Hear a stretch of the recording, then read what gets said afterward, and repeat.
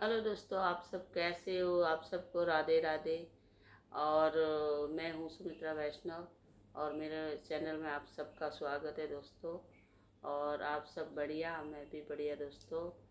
और आज शुरू करती हूँ वापस सेकंड पार्ट दोस्तों। तो सेकंड पार्ट में मैं आपको पहला पार्ट में बताया था कि अब हमारा स्टेशन वापस शुरू होगा। अब हमारी ज़िंदगी का दूसरा सेकंड पार्ट में शुरू होगा हमारे। अब वो शहर पड़ता है भिवानी। तो हम भिवानी गए। तो फिर जब भिवानी नहीं गए उससे पहले मैं पियर रही, 4-5 महीना पियर रही। फिर उसके पापा ने भिवानी दुकान डाली, भिवानी किराना की दुकान डाली। तो वहाँ पे भी नहीं चली, थोड़ी थोड़ी चलती थी। फिर जब भिवानी गई ना, तब मेरे पास एक लड़की एक लड़का, ये 2 बच्चे थे मुझे। तो 2 बच्चे थे। तो फिर वहाँ पे भी मैं किराए मकान में रहती थी। और इनका पापा दुकान पे जाते थे, साइकिल के ऊपर साइकिल थी इनके पास में। और फिर इनका पापा मुझे कितना देते थे, 50 रुपये देते थे। और 50 रुपया भी मुझे कभी सब्जी लेती, कभी बच्चों को कुछ दिलाती, वो ख़त्म हो जाता। फिर छोटा बेटा हुआ तो फिर दुकान चलती नहीं थी। तो उनके पापा ने मुझे दूध के कितने पैसे देते थे, 2 रुपये। तो 2 रुपये का दूध, 1 गिलास दूध आता था। तो 1 गिलास दूध आता था दोस्तों। तो मुझे दूध ले लेती थी, उनका पिला लेती थी। फिर मैं क्या करती, वो भूख लगती तो दूध नहीं होता तो चीनी वाला पानी पिलाती। तो दोस्तों चीनी वाला पानी पिलाती। तो ऐसे कर कर के हम बच्चे के लिए गुजारा करा। फिर वो जैसे बच्चा रोने लगता तो और चीनी वाला पानी पिलाती। फिर उस मकान में मेरे बच्चा हुआ था, उस मकान में मैंने वो छोड़ दिया। फिर दूसरा मकान में गई। तो उस मकान में पानी टपकने लगे, जैसे बारिश होती है ना, तो पानी टपकता। मैं ऐसा ऐसा किराया मकान लिया, पैसे नहीं थे तो ऐसा पानी टपकता, वो पानी टपकता। मकान मालिक बोलता था कि पानी नहीं टपकेगा, तो फिर ले लिया। तो फिर उस दिन ही मुझे बारिश आई, 2 दिन बाद बारिश आई तो पानी टपकने लगे। फिर हर जगह पानी, तो जैसे तैसे हम सो लिए। फिर मेरे बेटे, छोटा बेटा, बाहर मैंने सुलाया था। तो एक नीम का पेड़ था बड़ा सारा, और एक खम्बा था मकान का, लैंडर खड़ा हुआ था। उसके मैंने झूला बांध लिया बच्चा का। और वो बच्चा आराम कर रहा था, सो रहा था, और मैं काम कर रही थी अंदर। मुझे नहीं पता था कि इतना इस मकान में सब रहते हैं, मेरे से किसी से दुश्मनी नहीं थी। तो पता नहीं किसने बच्चे के ऊपर झूला में तेजाब डाल दिया, और बच्चा भी काला पड़ गया और रोने लग गया। फिर उनको बच्चा को डॉक्टर बताया मैंने, वो ठीक भी हुआ। फिर उसके बाद जैसे काम करने लगती तो वो छोटा लड़का रोता, बार बार रोता, मुझे गुस्सा भी बहुत आता। फिर वो एक बार बच्चा लेटरिन गया। फिर लेटरिन में इतना आधा फीट जितना बड़ा कीड़ा निकला, इतना मोटा, 2 मुंह वाला सांप, वो उनको क्या बोलते, सांप बोलते हैं। तो वो निकला। फिर बच्चा शांत हो गया, क्योंकि वो चीनी वाला पानी पिलाने से वो कीड़े हो गए। तो फिर दवा डॉक्टर के बताया, वो ठीक भी हो गया। फिर मैंने अकेली थी, फिर घर पे काम करती थी और बच्चों को भी रखती थी। और इनका पापा का काम भी नहीं चलता, वो भी बेचारे साइकिल के ऊपर जाते थे आते थे। और 50 रुपया दे के कभी देते कभी नहीं देते थे। फिर क्या हुआ कि मैं घर की सफाई कर रही थी। तो एक जो किराए मकान में रहती थी, वहाँ बहुत बड़ा सा नाला था, गटर। इस गटर, वो गटर था जैसे हम दरवाजे पे सटते हैं तो वो दरवाजे आगे ही बड़ा सारा गटर था, तो पत्थर रख के हम मकान में आते थे। तो फिर मैं काम कर रही थी घर का, तो बच्चा खेलता खेलता वो गटर के पास में गया, मुझे पता ही नहीं, मैं तो सफाई कर रही थी घर की। तो बच्चा एकदम से नाले में गिर गया। नाले में गिर गया तो बच्चा के ऊपर एकदम कीचड़ आ गया, बच्चा दिख ही नहीं रहा था। फिर मैं बाहर आई, मैं कि कहाँ गया कहाँ गया, बच्चा कहाँ गया। तो हमारे पास में एक बंगाली रहते थे किराए पे, वो भी हमारे पास में रहते थे। तो उसका बेटा खड़ा था, जैसे ही वो गिरा, जैसे उसका बेटा खड़ा था, उसने बोला कि राम इधर, तुम्हारा बेटा इधर गया, बेटा का नाम राम था, कि इधर गटर में गिर गया। फिर देखा तो उसकी एक उंगली गटर के कीचड़ से दिख रही थी। फिर जैसे ही दिखी, जैसे ही दिखा वो बच्चा, उंगली दिखी, जैसे ही मैंने हाथ डाल के कीचड़ में और निकाल दिया बच्चा को। और ये वो ठंड भी थी, उस टाइम ठंड भी थी, ठंड का मौसम चल रहा था। तो मैंने अब गरम गरम कैसे पानी करूँ, वो इतना कीचड़ में दिख ही नहीं रहा था, बाहर निकाला।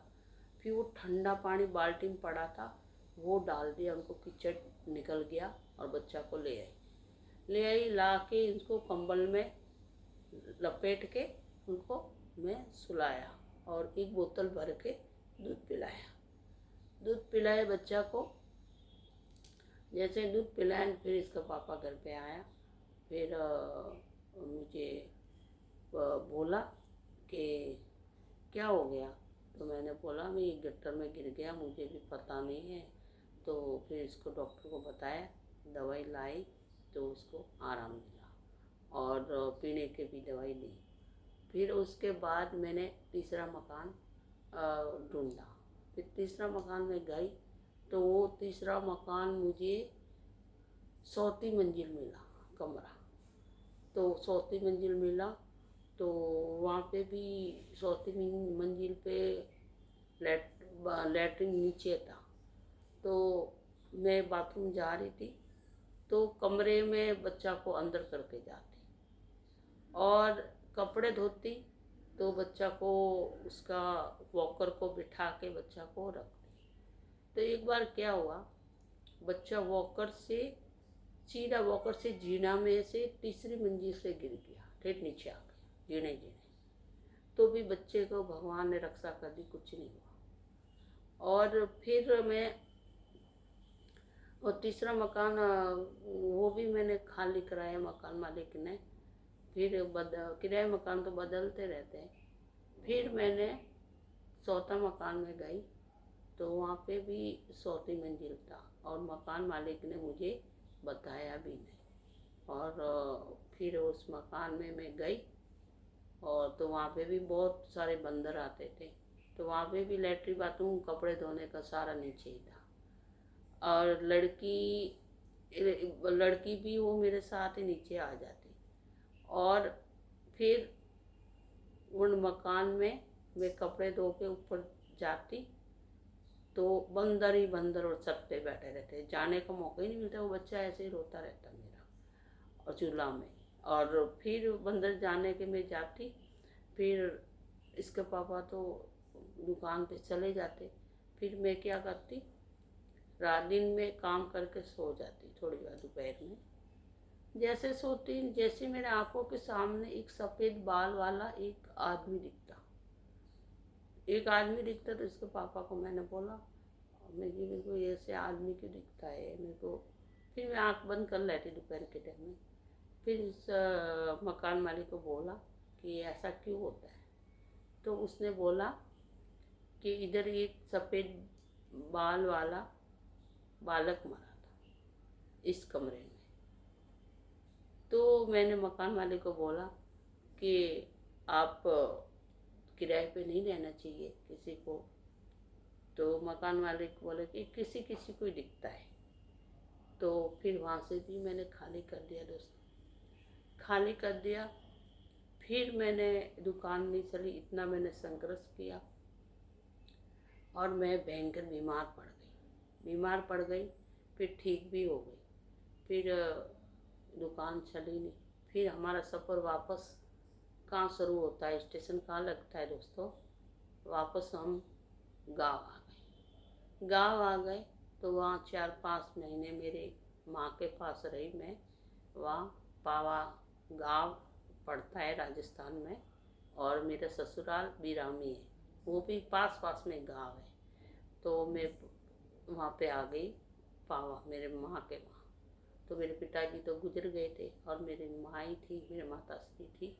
तो वो मुझे बच्चों का लालन पालन करती थी और मुझे रखती थी।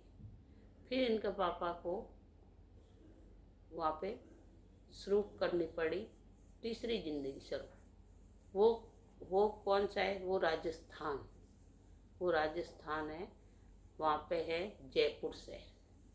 तो दोस्तों ये मेरी भिवानी तकरी कहानी थी। अब आ गया जयपुर शहर, ये तीसरी कहानी। यहाँ से मैं कल ब्लॉग में बताऊँगी, और यहाँ मेरे ये सेकंड पार्ट में इतनी कहानी बताई। तो दोस्तों मेरे जीवन की कहानी चलती रहेगी और मैं रोज़ एक पार्ट बताती रहूँ। आज सेकंड पार्ट है, तो आप देखना दोस्तों कि मेरे जीवन में क्या क्या घटित हुई है। तो दोस्तों आप सबको राधे राधे, और मेरे जीवन की कहानी आपको अच्छी लगे तो लाइक सब्सक्राइब जरूर करना दोस्तों, और सपोर्ट देते रहना दोस्तों। और आप सबको राधे राधे। और देखिए दोस्तों कि मुझे एक भगवान का सहारा मिला था, तो उस भगवान ने मुझे जयपुर शहर में बुला लिया। तो मैं तीसरा भाग में बताऊंगी आपको, और मेरे चैनल में बने रहना, और चैनल में आप इस चैनल देखते रहना मेरा ये जीवन की कहानी। और हर रोज़ मैं एक पार्ट डालूँगी, और मेरे जीवन की कहानी देखते रहना दोस्तों, और आप सपोर्ट करते रहना। मैंने बहुत संघर्ष किया दोस्तों। आप सबको राधे राधे, और मेरे भाइयों बहनों आप सबको राधे राधे, और मेरे ब्लॉग देखते रहना और लाइक सब्सक्राइब जरूर करना दोस्तों। अब मैं एंड करती हूँ, और तीसरा भाग में बताऊँगी जयपुर शहर की कहानी, मेरी जीवन कहानी। राधे राधे।